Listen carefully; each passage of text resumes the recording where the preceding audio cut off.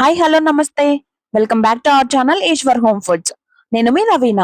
అందరూ ఎలా ఉన్నారండి? అందరూ చాలా బాగున్నారనుకుంటున్నా. అండ్ ఇంకా చాలా బాగుండాలని మనస్ఫూర్తిగా కోరుకుంటున్నా. ఏంటండి ఉదయం బ్రేక్‌ఫాస్ట్ లోకి ఏం చేయాలో అర్థం కావట్లేదా? లేదా ఈవినింగ్ టైమ్‌లో వేడివేడిగా ఏదైనా తినాలనిపించినా చిటికలో అయిపోయే సేమియా ఉప్మా ఎలా చేయాలో ఈ రోజు చూద్దాం. ముద్దగా అవ్వకుండా పొడి పొడిగా సూపర్ టేస్టీగా రావాలంటే వీడియోని ఎక్కడ స్కిప్ చేయకుండా చూసేయండి. ఒకసారి నేను చూపించే ఈ ప్రాసెస్ లో సేమియా ఉప్మాని చేసి చూడండి. టేస్ట్ చాలా బాగుంటుంది. అండ్ మీ ఇంట్లో కిడ్స్ ఉంటే మళ్ళీ మళ్ళీ ఇదే సేమియా ఉప్మా కావాలని అడుగుతూ ఉంటారు. మరి లేట్ చేయకుండా ప్రాసెస్ లోనికి వెళ్ళిపోదాం. ముందుగా స్టవ్ మీద ఒక పాన్ పెట్టుకుని దాంట్లో ఆయిల్ యాడ్ చేసుకోండి.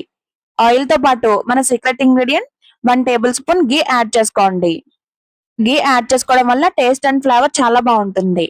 ఈ ఆయిల్ అండ్ ఘీ హీట్ అయిన తర్వాత హాఫ్ టేబుల్ స్పూన్ ఆవాలు, హాఫ్ టేబుల్ స్పూన్ జీలకర్ర యాడ్ చేసుకుని ఆ తర్వాత 2 టేబుల్ స్పూన్ పచ్చిశనగపప్పు, 2 టేబుల్ స్పూన్ పల్లీలు యాడ్ చేసుకుని దోరగా ఫ్రై చేసుకోండి. ఇక్కడ పల్లీలు ఆప్షన్ అండి. మీకు నచ్చితే వేసుకోవచ్చు, లేదంటే స్కిప్ చేయొచ్చు.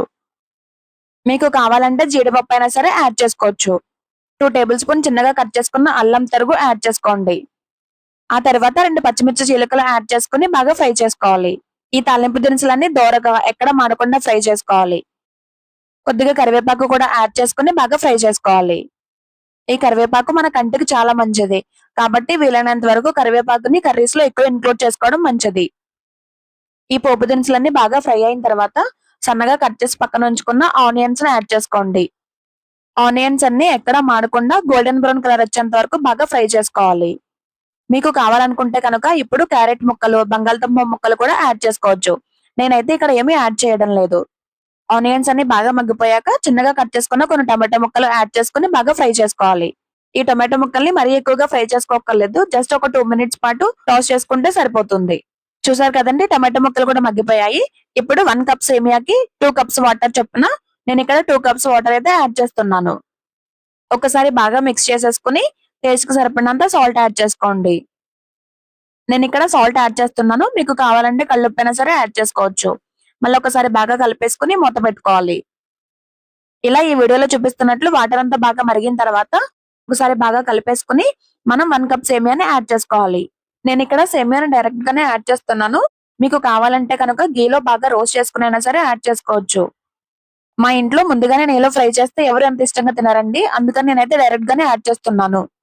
ఇక్కడ ఇంకొక చిన్న విషయం ఏంటంటేనండి, సేమియా ఉప్మాని మనం ఎప్పుడు సిమ్ లో పెట్టి ఉడికించకూడదు.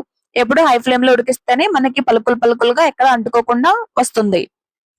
చూసారు కదా, మన సేమియా ఉప్మా అయితే ఆల్మోస్ట్ రెడీ అయిపోయింది. మధ్య మధ్యలో కలుపుతూ వాటర్ అంతా ఇంకిపోయేంత వరకు ఉడికించుకోవాలి. అంతేనండి, మన సేమియా ఉప్మా అయితే రెడీ అయిపోయింది. చివరగా కొత్తిమీర వేసుకుని ఒకసారి బాగా మిక్స్ చేసుకుందాం. నేను చూపించిన ఈ ప్రాసెస్ లో సేమియా ఉప్మాను ఒకసారి ట్రై చేసి ఎలా కుదిరిందో మా కామెంట్ సెక్షన్ లో తెలియజేయండి. ఈ వీడియో కనుక నచ్చితే ఒక లైక్ చేయండి. మీ ఫ్రెండ్స్ అండ్ ఫ్యామిలీకి షేర్ చేయండి.